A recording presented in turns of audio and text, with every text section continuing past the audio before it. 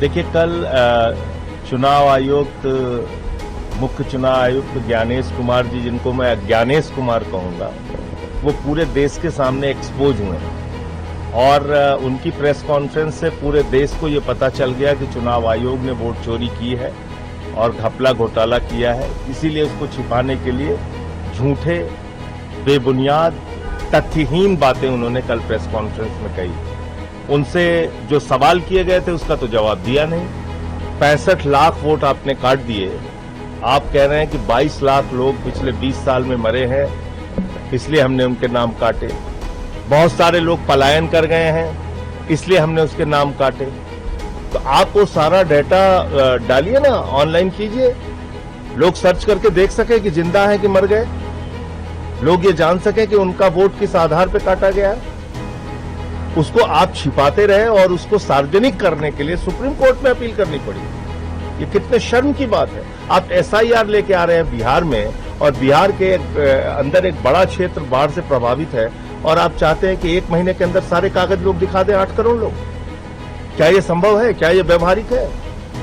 कुत्ते का निवास प्रमाण पत्र वहां बन रहा है, ट्रंप का वोट वहां बन रहा है, मरे हुए लोगों को जिंदा किया जा रहा है, जिंदे लोगों को मारा जा रहा है, लोगों का BLO घरों में बैठ के फॉर्म भर दे रहे हैं फर्जी साइन करके। इसके वीडियो सामने आए। कोई एक्शन लिया चुनाव आयोग ने? कोई कार्रवाई की? किसी बात पे जवाब दिया?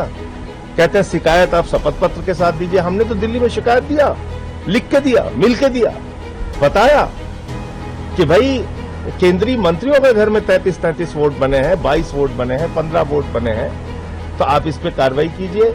उन्होंने कोई कार्रवाई नहीं की।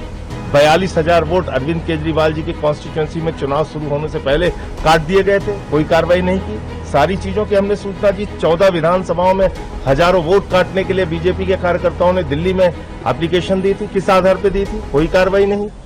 तो अब आप झूठे बहाने कर रहे हैं, कह रहे हैं CCTV फुटेज इसलिए नहीं दे सकते कि उससे प्राइवेसी भंग होगी।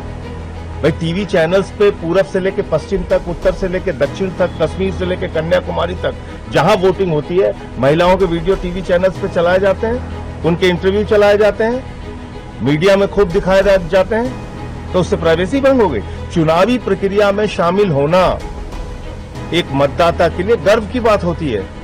उसको दिखाने बताने में कौन सी प्राइवेसी भंग हो रही है? दरअसल मामला ये है कि जब आप वो सारे CCTV फुटेज देंगे तो ये पता चल जाएगा देश के लोगों को कि एक ही मतदाता 3 जगह, 4 जगह, 6 जगह वोट दे रहा है।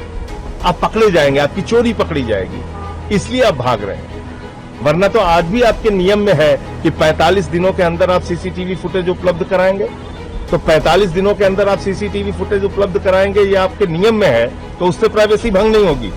तो कुल मिला के कल चुनाव आयोग की जो प्रेस कॉन्फ्रेंस थी वो एक कॉमेडी सर्कस के अलावा कुछ नहीं थी, और उन्होंने जितनी भी बातें की वो झूठी, बेबुनियाद और किसी तथ्य पे उन्होंने बात नहीं किया, और पूरे देश को उन्होंने चिल्ला चिल्ला के बताया कि चुनाव आयोग ने वोट चोरी की है। देश विदेश की तमाम खबरों के लिए सब्सक्राइब करें NKP न्यूज। जीत सच की।